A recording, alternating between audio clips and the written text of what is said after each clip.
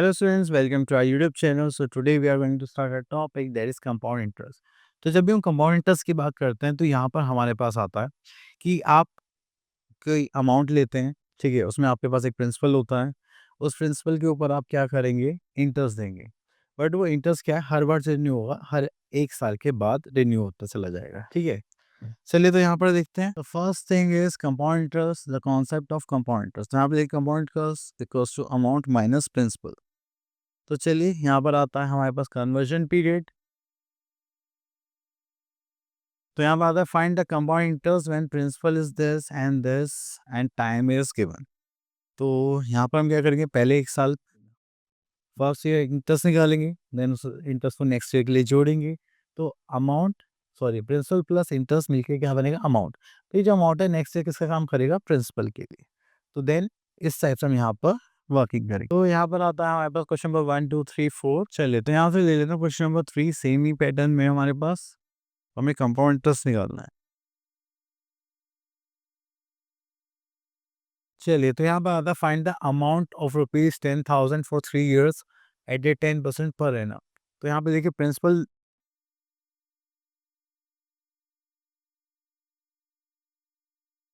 For 1 year, principal for 1 year यहाँ पर देखेंगे तो डेट इज 10,000, ठीक है। देन उसके बाद हम यहाँ पे टाइम पीरियड गिवन है 3 years के लिए, दैट इज टाइम पीरियड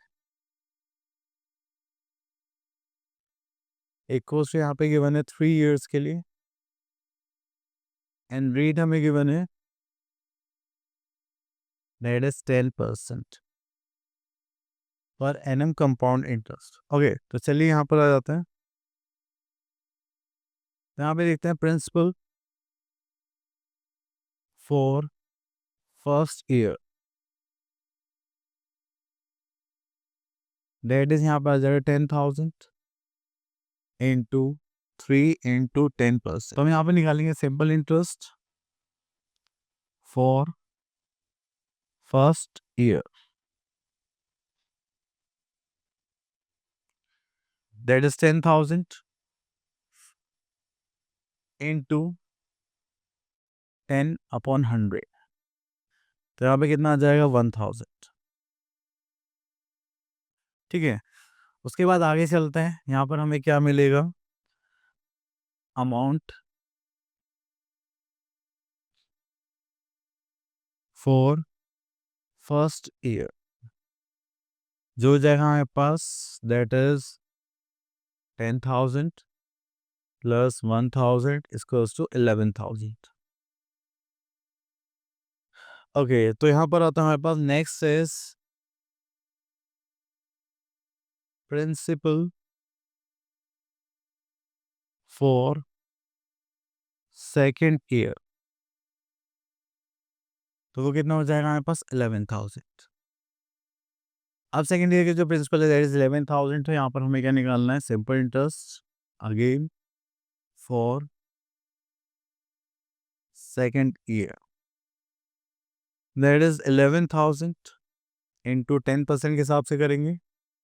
तो यहाँ पर आ जाएगा 1,100। ओके तो ये हो गया हमारे पास 11,000 1,100। उसके बाद आ जाएगा principal sorry amount for second year. इसको करेंगे तो हमारे पास आ जाएगा 11,000 1,100, तो हो जाएगा बस 12,100। चलिए देन उसके बाद आता है प्रिंसिपल फॉर थर्ड ईयर। तो हम यहाँ पर निकालेंगे, तो this is principal for third year, कितना हो गया 12,100। उसके बाद आ जाएगा टाइम पीरियड फॉर 3 years। तो यहाँ पर आ जाएगा हमारे पास इंटरेस्ट फॉर 3 years, और we can say that third year होना चाहिए। interest for third year, we are having 12,100 into 10%, that is 1210. Okay, चलिए इतना करने के बाद अब आ जाता है हमारे पास अमाउंट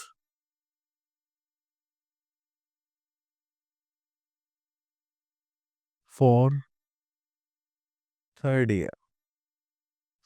तो यहाँ पे करेंगे that is 12,100 plus 1210, that is 13,310, that is your answer. चलिए इतना करने के बाद फिर हम आगे देखते हैं।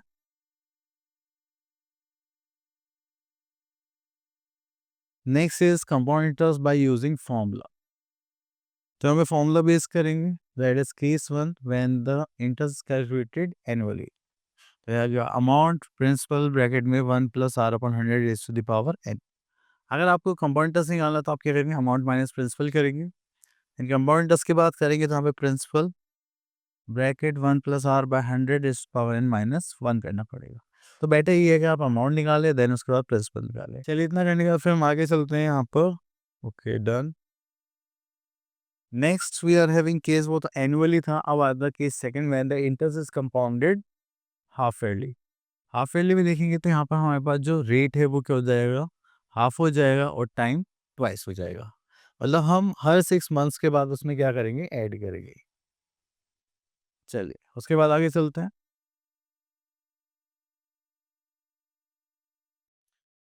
ओके तो यहाँ पर आता है when the interest is compounded quarterly. Quarterly में क्या होगा, हर 3 मंथ्स के बाद होगा, तो यहाँ पर रेट क्या हो जाएगा, 4 से डिवाइड हो जाएगा और टाइम कितना होगा हमारा 4n। यहाँ पे करते हैं compound interest that is amount minus principal, तो ये हो जाएगा हमारे पास -1। चलिए उसके बाद आते हैं हमारे पास एक्सरसाइज 2। तो चलिए यहाँ से क्वेश्चन ले लेते हैं हम, क्वेश्चन नंबर 1 डी पार्ट। चलिए तो यहाँ पर आता है हमारे पास प्रिंसिपल जिसका प्राइस है हमारे पास ₹2560। यहाँ पर आता है रेट दैट इज 12 1/2%। अभी क्या है, पेबल हाफ ईयरली है, तो उसको हम चेंज करेंगे 12/24 प्लस 125/2 इंटू 100। उसको कहेंगे दिस इज 4 टाइम्स, तो ये हो जाएगा हमारे पास 1/8%, सॉरी फ्रैक्शन। तो उसको करेंगे तो हो जाएगा 25/2%। तो इसी को हम क्या करते हैं, हाफ कर लेते हैं, तो ये 2 से हो जाएगा, तो हो जाएगा 25/4। और यहाँ पे n हमें जो टाइम गिवन है दैट इज 1 ईयर, तो यहाँ पर करेंगे हमारे पास, तो अमाउंट निकालने फॉर्मूला हो जाएगा हमारे पास principal bracket 1 plus are upon 100 raise to the power n। तो चलिए यहाँ पर आता है हाफ ईयरली। तो प्रिंसिपल कितना है हमारे पास, दैट इज 2560। यहाँ पर जगह 1, रेट कितना आपके पास, रेट देखेंगे दैट इज 12 1/2%। तो यहाँ पर तो हमारे पास 2 हो जाएगा, ये भी 2 टाइम्स हो जाएगा। तो रेट था आपके पास 25/2 इंटू 200। यहाँ पर करेंगे तो 2 इंटू 1, यहाँ पर आ जाएगा 2। ठीक है, तो चलिए इसके बाद यहाँ पर आते हैं, दैट इज 2560 इंटू यहाँ पर करेंगे तो 25 1 25, 25 4 100, तो ये हो जाएगा 1 प्लस 1/8 एंड यहाँ पर आ जाएगा 2 टाइम्स। तो उसको ऐड करेंगे तो this is 2560 into this is 9/8 into 9/8। Okay तो चलिए यहाँ से 8 से सॉल्व करते हैं। 8 3 24 and 116 that is 20 and then 8 4 32 and this is 0, तो हो जाएगा 40 9 9 81। तो ये हो जाएगा 4 1 4 एंड 8 4 32 एंड दिस इज 0। तो हमारे पास अमाउंट निकल के आ गया थी 1240। तो अब हमें कंपाउंड इंटरेस्ट निकालना है, तो उसके लिए फॉर्मूला क्या होता है हमारे पास, अमाउंट माइनस प्रिंसिपल। तो चलिए 2560 था आई थिंक, हाँ तो यहाँ पर देखेंगे दैट इज 2560 माइनस 3240, माइनस करेंगे this is 20 and this is 3 and this is 1320। ठीक है, दैट इज योर आंसर। चलिए उसके बाद आगे चलते हैं। तो यहाँ पर आता है Meenu borrowed ₹8,000 from Neena for 2 years at the rate 12.1/2% per annum compound interest. What compound interest did Meenu पे टू नीना? तो चलिए यहाँ पर आता है हमारे पास मीनू बोरोड कितना 8,000 फ्रॉम नीना फॉर 2 years। तो चलिए उसके बाद आता है यहाँ पर जो प्रिंसिपल अमाउंट होगा हमारे पास कितना होगा, दैट इज ₹8,000 एंड टाइम देखेंगे यहाँ पर that is 2 years and rate देखेंगे यहाँ पर that is 12.1/2% per annum. What compound interest did Meenu पे टू नीना? ओके, तो कंपाउंड इंटरेस्ट पूछा गया तो हम यहाँ पे क्या निकालेंगे, अमाउंट। अमाउंट की बात करेंगे तो यहाँ पे formula P bracket 1 + r/100 raised to the power n।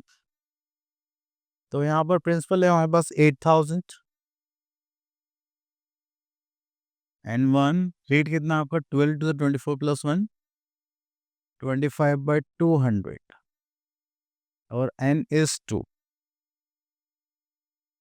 चलिए उसके बाद आता है हमारे पास 8,000, यहाँ पे करेंगे 225/200 डिवाइडेड बाई 2। तो यहाँ पे 5 से करेंगे 5 4 ज़ा 20, 5 5 ज़ा 25, 5 4 ज़ा 20 एंड दिस इज 0। ठीक है, फिर से 5 से करेंगे वी आर हैविंग 9 देन 8। तो चलिए स्टार्ट करते हैं यहाँ पर। It is 8,000 into 9/8 into 9/8। 8 से ये कैंसिल आउट हो गया, यहाँ से करेंगे तो हमारे पास आ जाएगा 8 1 ज़ा 8 20, 8 2 ज़ा 16 45। Now we are having 125 multiply by 9 multiply by 9। चलिए इसकी मल्टीप्लाई करते हैं। सो वी आर हैविंग 5 1 ज़ा 5 0 8 5 ज़ा 44 8 2 ज़ा 16 17 18 19 20 दिस इज 2 8 1 ज़ा 8 9 10। तो ये हो गया हमारे पास 10,125। ओके, तो ये हो गया हमारा amount after 2 years। Now we have to find out the compound interest. तो कंपाउंड इंटरेस्ट निकालने के लिए हमारे पास फॉर्मूला होता है अमाउंट माइनस प्रिंसिपल। अमाउंट कितना हो गया 10,125 माइनस 8,000, इसको करेंगे तो हो जाएगा 2,125। चलिए इतना करने के बाद फिर हम आगे चलते हैं, यहाँ तक ये हो गया फिनिश। आगे देखते हैं। अब यहाँ पे बोलेगा find a principal and rate, तो आपसे कुछ भी वैल्यू निकालने के लिए बोल सकते हैं। तो बस आपको फॉर्मूले में थोड़ा इधर उधर ट्रांसपोर्टेशन में मेथड यूज़ करना है या फिर उसको ट्रांसपोजिशन मेथड भी कर सकते हैं। तो here we are having our exercise 3 and यहाँ पर आता है क्वेश्चन 4। चलिए तो हम यहाँ से क्वेश्चन देख लेते हैं।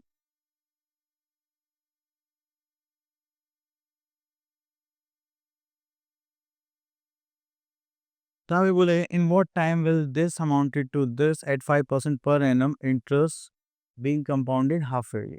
तो चलिए तो यहाँ पर आता है हमारे पास प्रिंसिपल इक्वल्स टू ₹64,000। देन आता है हमारे पास अमाउंट इक्वल्स टू ₹68,921। देन आपके पास आता है rate that is 5% per annum.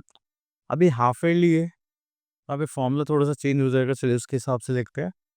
So amount is दोस्तों क्या होता है principal bracket 1 plus r upon 100 is to the power n। Okay, तो यहाँ पे करेंगे तो हमारे पास आ गया है 68921 इक्वल्स टू प्रिंसिपल कितना हो जाएगा 64,000 ब्रैकेट 1 प्लस रेट कितना है 5/200 पावर 2n। ओके, तो चलिए अब इसको सॉल्व करेंगे। 5 से करेंगे तो this will become 5 4 is 20 and this is 0. So here we are having 64,000 into, तो ये हो जाएगा 41/40 पावर 2n। चलिए यहाँ पर आते हैं 68921 पर। यहाँ पे देखेंगे 68921 डिवाइडेड बाय 64,000। अब देखिए स्क्वायर है बट हमें n की पावर तो नहीं पता, तो चलिए एक बार इसका स्क्वायर रूट इधर भेज देते हैं। तो स्क्वायर रूट तो नहीं निकल पाएगा, यहाँ पर क्यूब होगा, है ना। चलिए 41 का क्यूब करके देखते हैं। तो इसका मतलब यहाँ पर ये जो हमारे पास ये यूनिट्स की बने, अगर हम इसको देखें तो ये तो एज इट इज रखना पड़ेगा हमें।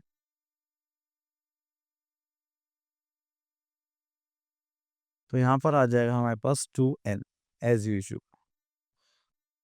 चलिए इसके बाद करेंगे तो यहाँ पर हम क्यूब देखते हैं 68921 डिवाइडेड बाय, तो ये किसका क्यूब है 41 का क्यूब हो जाएगा। तो चलिए इसको डायरेक्टली लिख देते हैं यहाँ पर 41 cube and this will become 440 cube equals to 41/40। चलिए तो यहाँ पर आ जाएगा हमारे पास क्यूब एंड यहाँ पर हो जाएगा हमारे पास 2n। ओके, तो देखिए यहाँ पे बेस सेम है तो पावर्स को कंपेयर कर सकते हैं। तो हो जाएगा 41/40 power 3 and here we are 41/40 power 2n। तो यहाँ पर जो n की वैल्यू होगी वो 3 इक्वल्स टू क्या हो जाएगा 2n, ये तो मल्टीप्लाई होता जाएगा तो डिवाइड, दैट इज n। तो यहाँ पर करेंगे तो 2 1s are 2, 1/2 years equals to n। चलिए उसके बाद आगे चलते हैं। ओके, तो इसी टाइप से यहाँ पे क्वेश्चन गिवन है। तो चलिए आई होप आपके सारे टॉपिक्स क्लियर हुए होंगे। अब मिलते हैं नेक्स्ट वीडियो में, till then all the best.